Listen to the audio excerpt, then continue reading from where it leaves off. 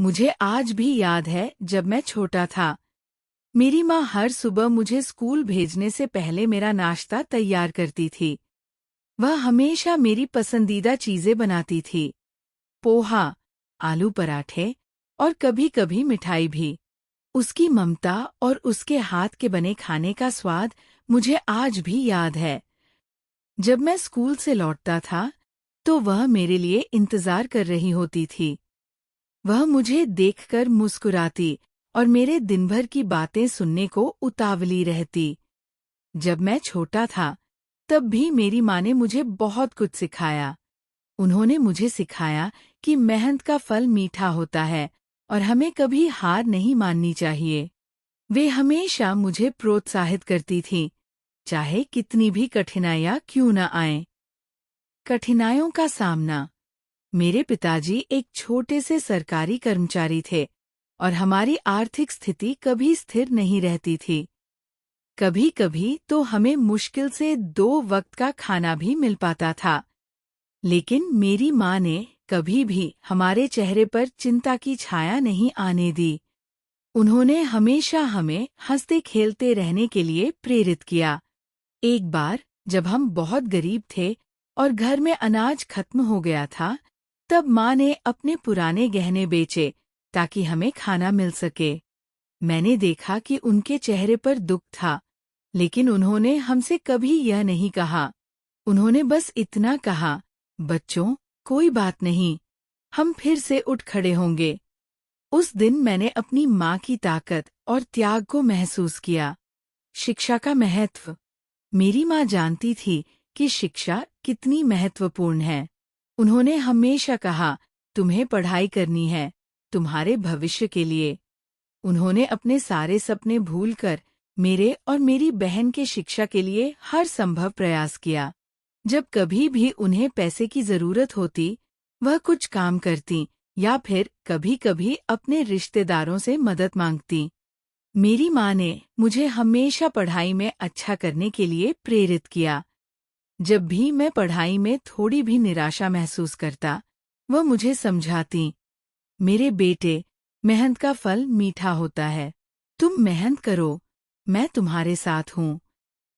स्वास्थ्य की चुनौतियाँ।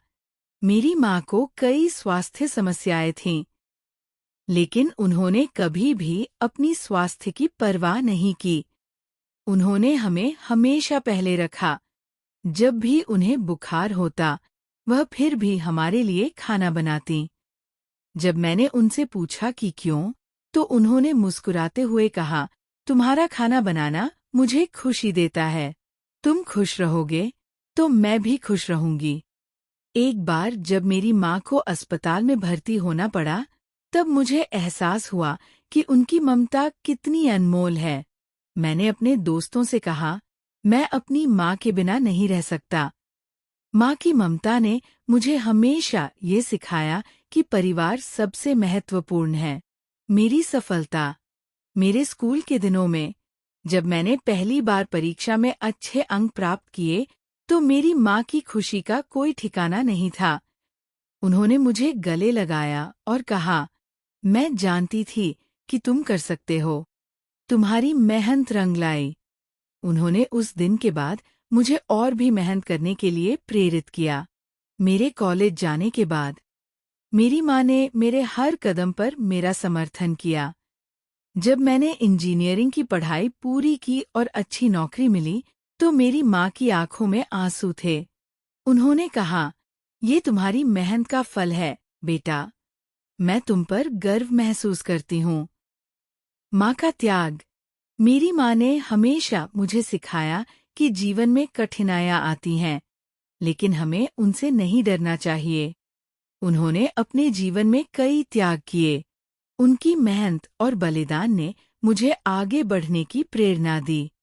माँ ने कभी भी अपने सपनों की परवाह नहीं की। उन्होंने हमेशा मुझे आगे बढ़ने के लिए प्रेरित किया।